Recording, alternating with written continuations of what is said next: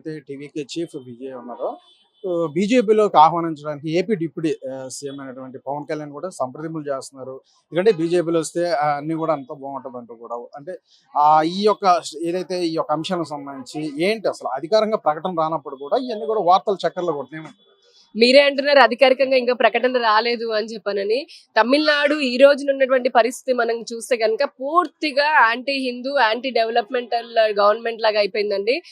స్టాలిన్ ఎవరైతే ఉన్నారో కొన్ని దశాబ్దాలు అంటే వాళ్ళ కుటుంబం కానివ్వండి, ప్రస్తుతం ఉన్నటువంటి పార్టీ కూడా డెలిబరేట్ గా గవర్నమెంట్ పన్ని కట్టుకొని హిందువుల కోట్లాది లక్షలాది మంది తమిళనాడులో ఉన్నటువంటి కేవలం లక్షలాది మంది హిందువులే కాకుండా తమిళనాడుకి చాలా ఏన్షియంట్ టెంపుల్స్ హిస్టరీ ఉంది. కోట్లాది మంది హిందువులను కూడా మన మనోభావాలను దెబ్బ కొట్టే విధంగా చాలా ప్రభుత్వం పనిచేస్తోంది.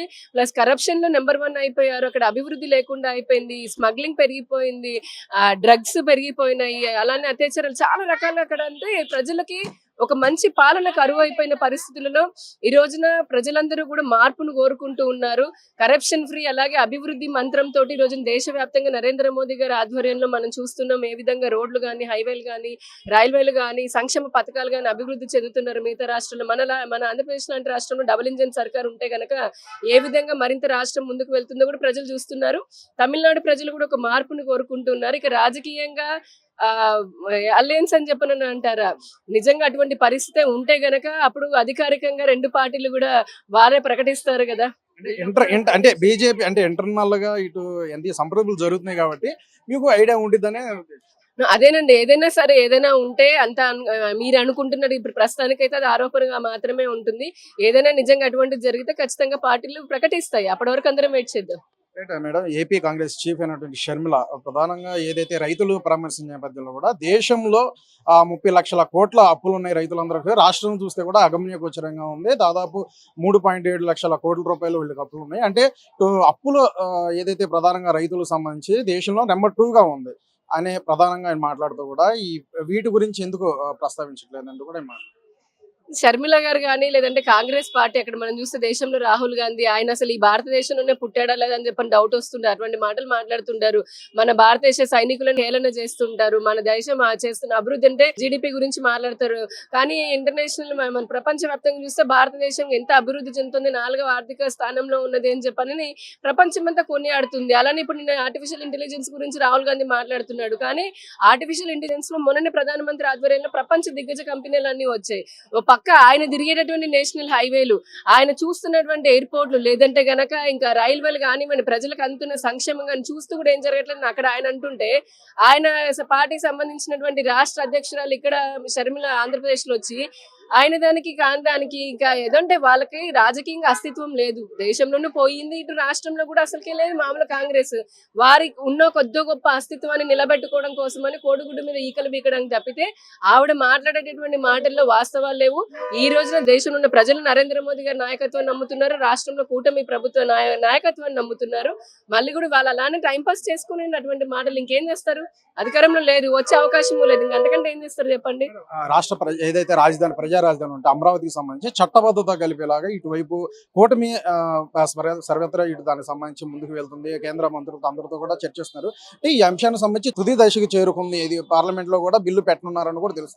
ఈ అంశానికి సంబంధించి దానికి సంబంధించి పార్లమెంట్ లో డిక్లేర్ చేశారు కదా, అధికారికంగా కేంద్ర ప్రభుత్వం ఇచ్చింది కదా. ఓ పక్క ఇప్పుడు 1000 కోట్లతో డెవలప్మెంట్ జరుగుతుంది కదా. సో ఏదైనా ఇప్పుడు మనము ఎన్నిసార్లు ఆంధ్రప్రదేశ్ విడిపోయిన అంటే అంతకు ముందు కూడా గతంలో కూడా తమిళనాడు నుంచి విడగొట్టబడి, మద్రాసు నుంచి విడగొట్టబడి ఎన్ని అవస్థలు పడ్డాన్ని చూసాము. ఆ తర్వాత మన తెలంగాణ నుంచి విడిపోయిన తర్వాత ఇప్పుడు 2 సార్లు దెబ్బ తగిలిన తర్వాత మనకి ఒక మంచి రాజధాని ఉండాలి. ఇప్పుడు కాదు, ఒక 50 సంవత్సరాలను దృష్టిలో పెట్టుకొని ఆంధ్రప్రదేశ్ జరగబోయేటువంటి అభివృద్ధిని దృష్టిలో పెట్టుకొని, పెరగబోయే జనాభాను దృష్టిలో పెట్టుకొని ఒక మంచి అన్ని వసతులు ఉన్నటువంటి రాజధాని కావాలని చెప్పని మన ప్రభుత్వం, రాష్ట్ర ప్రభుత్వం చేస్తుంది. కేంద్ర ప్రభుత్వం ఎప్పుడు నోటిఫై కూడా చేసింది. ఇప్పుడు అంత పనులు కూడా జరుగుతున్నాయి. అతి తొందరలోనే అందరికీ కూడా ఇప్పుడు అందరికీ కూడా చక్కగా అంటే రాష్ట్రానికి ఆర్థిక బిందువు లాగా అన్ని రకాలుగా కూడా ఉపాధి కేంద్రంగా మారబోయేటటువంటి రాజధానిని మనం చూస్తాం. చెప్పండి మేడం, ఏదైతే ఇటు మహిళలకి పెద్దపీట కూటమి ప్రభుత్వం ఇస్తూ వస్తుంది, ఎక్కువ మహిళా సాధికార సంబంధించి అనేక స్కీమ్స్ అన్ని కూడా ఇంప్లిమెంట్ చేయడం. అయితే కొన్ని విమర్శలు ఏదైతే ప్రతిపక్షం నుండి ప్రధానంగా వస్తున్నాయి, మహిళలకు ఎక్కువ దాడులు జరుగుతున్నాయి అంటూ కూడా, మిస్సింగ్ కేసెస్ ఎక్కువగా ఉన్నాయి అంటూ కూడా, వారికి ఎక్కడ కూడా వారిని పట్టించుకోవట్లేదంటే ఇటువంటి విమర్శలకి ఈ మాటలు ఎవరు జగన్మోహన్ రెడ్డి గారు చేసిన విమర్శలు అంటున్నారా? జడ శ్రవణ్ కావచ్చు, వైసీపీ కావచ్చు, చాలా మంది కూడా ఎవరెవరు ఏదేదో మాట్లాడుతుంటారండి. రెడ్డి నిజంగా రాష్ట్ర ప్రజలకి అంత పట్టించుకునేంత తీరిక లేదు. పైగా ఇప్పుడు ఎవరో ఏదో వాళ్ళ వ్యక్తిగతంగా మాట్లాడుతున్న వాళ్ళ గురించి మేము పెద్దగా మీరు చెప్పిన పేర్లకైతే స్పందించాల్సిన అవసరం లేదు. ఇకపోతే జగన్మోహన్ రెడ్డికి సంబంధించి ఆయన ఇంటి పక్కన కూతవేటు దూరంలో అత్యాచారం జరిగితే నోరు మాట్లాడలేదు. ఆయన పాలన గడిచినటువంటి 5 సంవత్సరాల పాలనలో ఎన్నో వేలాది మంది పైన అత్యాచారాలు జరిగినాయి. చిలకలూరుపేట దగ్గర చూసాము. వాళ్ళ అక్కని ఏడిపిస్తున్నాడని చెప్పిన ఒక అబ్బాయిని అంటే ఎదురు తిరిగితే కనుక పెట్రోల్ పోసి తగలబెట్టేశారు. గుంటూరు నడిబొడ్డున ఏం జరిగింది, ఇలా ఒక్కొక్క అంతెందుకు ఆయన కాన్స్టిట్యుయెన్సీ అయినటువంటి పులివెందులలో ఏం జరిగింది, కడప జిల్లాలో ఎన్ని జరిగినాయి, ఆ 5 సంవత్సరాలు ఏ రోజైనా సరే జగన్మోహన్ రెడ్డి పరదాలు దాటి బయటకు వచ్చి మహిళల పట్ల నించొని మాట్లాడా? మాట్లాడలేదు. ఆయన ప్రభుత్వంలో ఉన్నటువంటి 2 సార్లు హోంమంత్రిగా చేసినటువంటి మహిళలు మాట్లాడారా? మాట్లాడలేదు. రోజా లాంటి వాళ్ళు మాట్లాడారా? మాట్లాడలేదు. ఏమీ అప్పుడు మాట్లాడకుండా ఇంకా పైగా కల్తీ లిక్కర్ తోటి ఎన్ని వేల మంది వారి పుస్తలు తెగిపోయినాయి, ఎంతమందికి ఆరోగ్యాలు పాడైపోయినాయి. ఆ డ్రగ్స్, ఆ టైంలో డ్రగ్స్, విచ్చలవిడి డ్రగ్స్ తోటి ఎంతమంది అమ్మాయిల పైన అంటే ప్రేరేపణ జరుగుతుంది. డ్రగ్స్ తీసుకున్నప్పుడు ఆ హై అయిపోయినప్పుడు ఎంతమందికి అమ్మాయిల పైన విరుచుకు పడ్డారని చెప్పని మనకు తెలీదా?